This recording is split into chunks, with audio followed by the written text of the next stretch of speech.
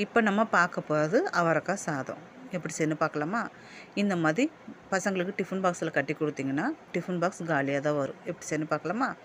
கடாயில் எண்ணெய் ஊற்றி சீரகம் 1 ஸ்பூன் போட்டுக்குங்க. ஒரு கையளவு வேர்க்கடலை 3 காஞ்ச மிளகா போட்டு நல்லா வறுத்து கொரகொரப்பாக அரைச்சி வச்சுக்குங்க.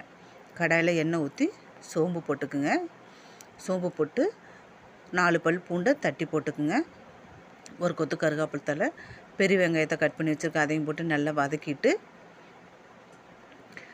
நம்ம கட் பண்ணி வச்சுருக்க அவரைக்காயும் போட்டு நல்லா வதக்கிட்டு 1/4 டீஸ்பூன் மஞ்சத்தூள், 1/2 ஸ்பூன் தனியாத்தூள் போட்டு நல்லா வதக்கிட்டு தேவையான அளவு உப்பு போட்டு கொஞ்சம் தண்ணி தெளித்து நல்லா வேக விட்டுக்குங்க.